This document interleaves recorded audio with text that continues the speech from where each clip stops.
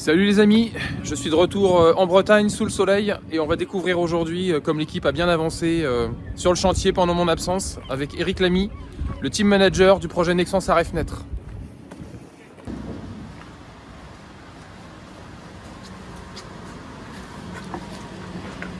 Là on est sur le fond de coque, vous avez vu sur les vidéos précédentes que les gars avaient changé l'âme, la mousse, pour mettre de la mousse. Là maintenant on est avec le tissu carbone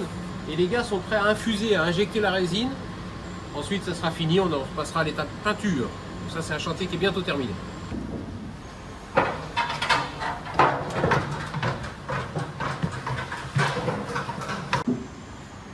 Là on est sur le pont, donc avec les deux puits de foil de chaque côté, le travail avance vraiment bien, on renforce un petit peu partout, vous voyez, là où je suis il n'y a plus du tout de peinture, parce qu'on va faire un grand patch de carbone sur toute la largeur du bateau,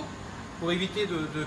avec les leçons qu'on a appris du malheureux PRB qui a cassé sur le dernier Vendée Globe, on en tire forcément des leçons, et on renforce nos bateaux en conséquence, donc vous voyez il y a différents patchs de renfort, c'est très technique, on pourra en parler beaucoup plus longuement, mais c'est très technique. Maintenant on est dans la soute à voile, on voit il y a Ed qui est en train de travailler donc, sur le puits de foil, il continue à renforcer cette zone là. Et on a renforcé aussi le plafond, parce que, toujours pareil avec les leçons qu'on a prises, et aussi notamment il y a des règles qui changent dans notre catégorie de bateau, et on est obligé de renforcer l'arrière. Si on tape un OFNI, c'est un objet flottant non identifié, pour éviter de tout exploser, on a fait un gros renfort en mousse derrière les puits de foil. Alors ici on est dans la zone de vie, donc on a renforcé, ça c'est fini ce chantier là, on a renforcé tout le fond de coque en intérieur aussi de ce côté là, on a rajouté des renforts ici, donc on a rebâché parce que tout est repeint, tout est nickel.